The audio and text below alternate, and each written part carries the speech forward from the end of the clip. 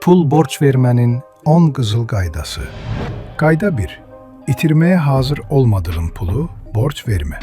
Çünki heç kim verdiyin pulun geri qayıdacağına zəmanət verə bilməz. Əgər həmin pulun itməsinə hazır deyilsənsə, onu borc vermə.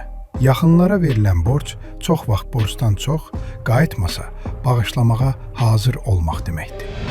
Qayda 2. Borc verməyə öz limitini qoy. Çünki sabah sənin də pula ehtiyacın ola bilər. Başqasının problemini həll edərkən öz büdcəni riskə atma. Limit qoy ki, lazım gələndə rahatlıqla yox deyə biləsən. Qayda 3.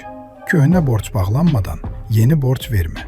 Çünki əvvəlki öhdəliyini yerinə yetirməyən insanın növbəti öhdəliyi də risk altındadır. Köhnə borc bağlanmayıbsa, yeni borc vermək problemi daha da böyütməkdir. Qayda 4. Dostluğa güvənib sənədsiz borc vermə. Çünki zaman keçdikcə yaddaşlar dəyişir. Məbləğ, tarix və şərtlər unudula bilər. Sadə bir mesaj belə sabahki mübahisələrin qarşısını ala bilər. Qayda 5. Nəyə görə borc istədiyini bilmədiyin adama pul vermə. Çünki səbəb hər şeyi dəyişir. Müalicə üçün istənilən borcla məsuliyyətsizliyin nəticəsini örtmək üçün istənilən borc eyni deyil. Qayda 6. Borcun son həddini əvvəlcədən müəyyən et. Çünki bir dəfə verdikdən sonra biraz da ver xahişləri başlaya bilər. Verə biləcəyin maksimum məbləği əvvəlcədən müəyyən et və həmin sərhədi keçmə. Qayda 7. Tanımadığın insana vasitəçi ilə borc vermə.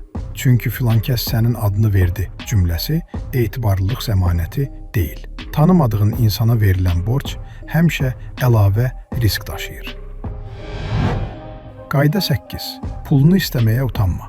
Çünki çox vaxt pulu verən utanır, alan isə unudur. Xatırlatmaq sənin haqqındır. Susmaq isə çox vaxt pulundan imtina etmək deməkdir. Qayda 9.